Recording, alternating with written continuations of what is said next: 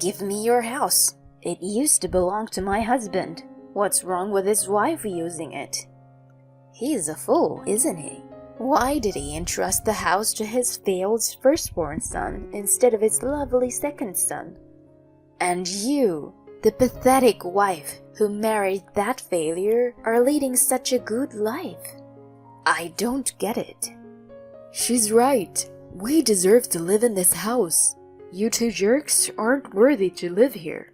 If you don't get out of here, we're gonna have to play hardball. Well, you'll just have to struggle through it and give up anyways. The house will eventually be ours. From that day on, my mother-in-law and brother-in-law started harassing me. They were not afraid to use any means necessary, and I finally couldn't take it anymore. Okay, I'll give up the house. They despised and talked bad about my husband, but I couldn't fight back anymore. I couldn't even protect my father-in-law's house. I was so disappointed at myself for not being able to do anything about it. My name is Nadia, and my husband is Derek. Derek's father was the president of a company before his death.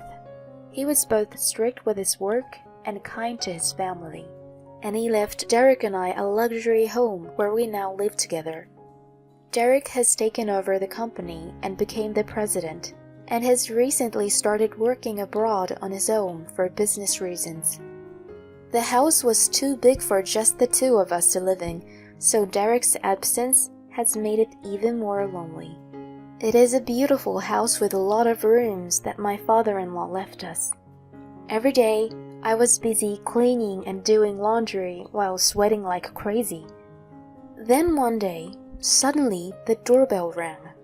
I went to the front door to see who it was, and there was Jessica, my mother-in-law, and Kevin, my brother-in-law. I have to admit that I didn't have a good feeling about their arrival. These two are the polar opposites of my father-in-law. Jessica is always defending her money, and Kevin was holding some kind of grudge over his brother Derek. I was hoping nothing would happen, as Jessica and Kevin made their way into the house without responding to my greetings. Jessica, stop! What's the problem? It's my husband's house to begin with. I don't like it when you act as if it's yours. Snickering and without any hesitation, Jessica began to explore all the rooms without asking, as if she had come to a viewing. There was no point in warning Jessica. She would never listen to me. I decided to speak to Kevin, who was with her. Kevin, would you please say something to your mother? No way. Kids have to listen to their parents, so I'm not going to do it. Kevin was just like Jessica, and he was amused at my annoyance. Okay, I've decided now. We're moving here. My mother-in-law said to me with a satisfied look on her face as she finished looking around the house. You've got to be kidding me. There was no way she could just show up out of the blue and move in here. No matter what she was, it was unacceptable. Don't be silly. Don't you have the slightest common sense? Raising my voice, I turned them away. How can you be so disrespectful to your husband's mother? What's with that attitude?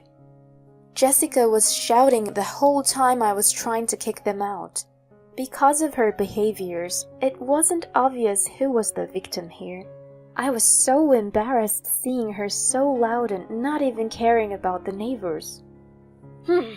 Derek isn't here, so what can you do on your own? Jessica gave a nasty smile and pointed at Kevin. Kevin, don't you do anything evil, okay? But do something to make her want to voluntarily leave the house. Roger that. I'll take care of it. Kevin nodded as if it were a matter of course, with a creepy smirk on his face. The two left that day, but there was no way they would stop with just that. I was anxious to see what they would do next, and as expected, the next morning they started to make their move. There was food waste spread in front of our front door. When I saw that they had also mercilessly dumped the waste on the flower bed that my father-in-law had cherished before his death, I was speechless. I managed to clean up the mess and repair the flower bed, but the harassment was just the beginning. I started getting silent phone calls in the middle of the night, and often all the contents of my mailbox were opened up. And to top it all off, there was a paper in my neighbor's mailbox stating that I was having an affair while Derek was away. The neighbor's wife told me that she had received several of these in her mailbox. She suspected the contents and reported it to me, which means there are many people who actually believe this and still keep quiet to me. Little by little, I was getting mentally trapped, and I was close to my limit. I didn't tell Derek because I didn't want to disturb his work, but after about a month of harassment, I finally called him and opened up to him about it. Derek was furious when he heard what I had gone through. Jessica and Kevin's reckless actions are nothing new. Derek is Jessica's stepson and is only half-blood related to Kevin. Jessica never cared for Derek as a son and treated him badly, favoring Kevin over Derek. So, it is understandable that they may feel that it is unfair that Derek is the only one who gets to keep a position in the company, the house, and so on. It is true that my father-in-law was more often on Derek's side than Kevin's during his lifetime. However, it was not just because of his favoritism, but because Derek was a person who put in a lot of effort. Kevin was a bit more cunning than Derek. He was often tempted to use the wrong move in order to get a good result and be praised for it. But his father had no intention of letting Kevin take over the company, as he was spoiled by Jessica, who praised him for his cheating. After his father passed away, the distribution of inheritance caused a complete breakdown of the family relationship, which led to the kind of harassment we have today. Derek has put up with Jessica's harassment for a long time, but now that he knows that it is being directed at me, he has expressed his anger and his refusal to tolerate it. And so, Derek suggested a plan. I nodded in agreement. The next morning, I called up Jessica just to tell her one thing. We have decided to let go of the house. Jessica was obviously overjoyed. She did not yet realize that she had fallen for a plan. A few days later, Jessica and Kevin arrived at the house to move in. But when they came, they were stunned. The house we used to live in was already occupied by the vice president of Derek's company, along with his wife and daughter. The vice president was a good friend of my father-in-law, and was assisting Derek, who was now the president of the company. Both Jessica and Kevin knew of him, so the moment they saw his face, they realized that Derek and I set them up. Jessica and Kevin started shouting at the doorstep of the house that was not theirs. That was the cue for Derek and I to come out from the back of the house.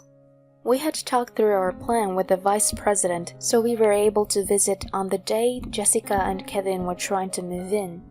While Jessica and Kevin's faces turned red, the vice president's wife was giggling uncontrollably in the back of the house, saying she couldn't put on a poker face unlike her husband. Why do you always get everything? Unlike Jessica, who was furious, Kevin seemed somewhat sad.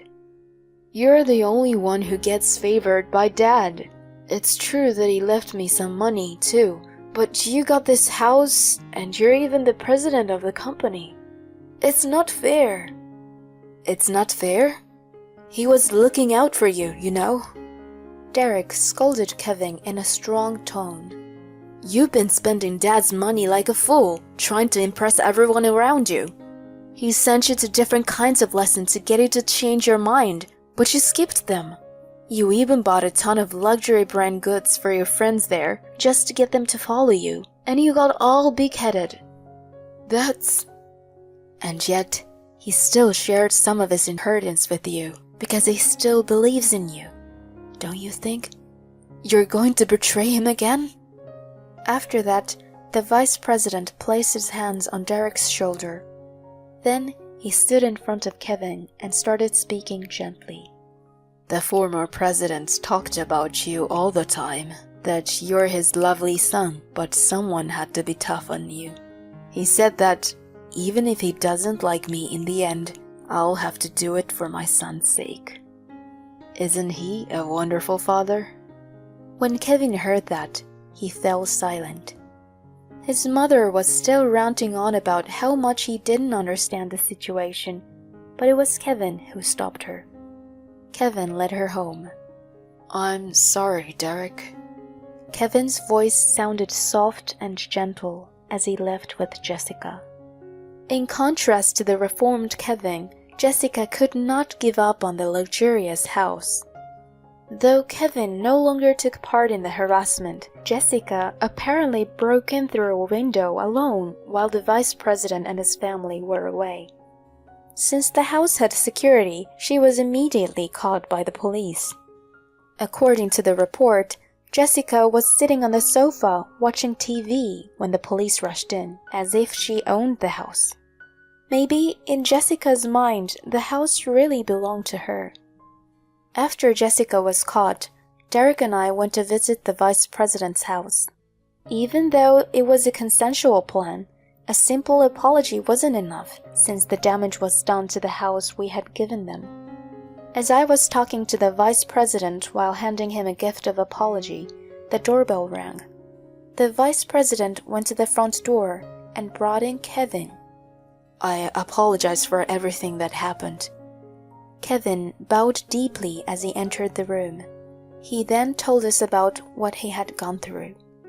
Kevin had been raised by Jessica while feeling the pressure from her to take over as the president of the company. He had cheated in many ways to surpass Derek in some way. Jessica, who did not care about this process, began to praise Kevin for cheating, and it became natural for him to do so. A mother who praises and a father who scolds for cheating. Kevin, caught between the two unbalanced adults, became a distorted adult. And yet, in his heart, he still had his father's righteous teachings lying dormant. The current turmoil has awakened him. It was not that his father had abandoned him, but that he had not faced his father properly. Kevin was shocked to hear the vice president's words that day, and he could no longer turn his back on the differences between himself and his brother, who was the one who inherited many things from their father. This is how it ended up. But it was a chance for Kevin to distance himself from Jessica, and he decided to go on with his life and not to be controlled by her. And he decided to come here first. I wanted to apologize to the vice president for all the trouble I put him through, and to my brother and father for scolding me. I see. You're finally grown up now. But how did you know we're here? Derek looks at the vice president. The vice president smiles happily. I've followed your plan once, so I've got to follow your brother's plan too. I'm on both of your sides. Vice President, man, you've been helping me in my professional and personal life, huh? If my best friend's child says that about me, I couldn't be happier. Derek and Kevin talked for a while after that. Their previously distant relationship was finally restored like that of normal siblings. Derek, I'm going to do what I want to do from now on, not what Mom wants me to do. That's good. What are you going to do then? It's pretty cliché, but I'm thinking of backpacking abroad. I'm going on a journey of self-discovery. Backpacking abroad? I see. That would be a great experience. I'll be rooting for you. Derek smiled, nodded, and patted Kevin on the shoulder. Maybe, when we get settled, we can go visit our dad's graves together. Yeah, I'll be a better man by then. And then, Derek and Kevin parted ways. I soon got pregnant, and Derek decided to officially return as Kevin left the country, like they were taking turns. Although they miss each other like that, I'm sure their connection has become stronger than anyone else's. Kevin now occasionally contacts Derek. This must be a picture taken with some of the children he met. Kevin is smiling happily as he waves at the camera. It's hard to imagine that this is the Kevin I know. Kevin had always been interested in various cultures of the world. He seems to have realized the benefits of working hard and earning a living by working as an interpreter while traveling. Derek seemed happy to see that he no longer had to worry about Kevin. He's always been like this. This country must have been a very tight place for him. He picked up a photo Kevin had sent him and handed me one as well. You'd think so too, don't you, Mom? Derek said, and Jessica, who was sitting next to me, looked remorseful and quietly drank her tea. Jessica had been arrested that day, but had been released at the pleasure of the vice president. In exchange, he had made one condition, that was to give Kevin his freedom. Jessica accepted the condition, but when she saw Kevin looking so happy and free, she must have felt deep regret in her actions. The unruly Jessica was nowhere to be found. Did Kevin not need me? No, he needed you. You just did it the wrong way. She looked at Kevin's picture and sighed. Jessica, I'll go get you another cup of tea. I got up from my seat, and Jessica followed me into the kitchen. I'm sorry to ask this now, but I was wondering if you could teach me how to make your tea. I feel like it tastes better than the tea I make. I don't think there's such a difference. I don't do anything unusual. It's just a little trick. Now that Kevin is gone, Jessica has become a sweet woman. She has more time to herself, and I guess she's had some time to think things through. I felt like I could get along with Jessica now. Now that I am about to give birth, the three of us, including Jessica, are living together. As my bump gradually gets bigger and I have difficulty moving around, Jessica helps me with housework and takes care of me. I wonder if this awkwardness between us will disappear by the time my child is born. I sipped the tea that Jessica had made for me and wondering things like that. It was a delicious tea, just the way I like it.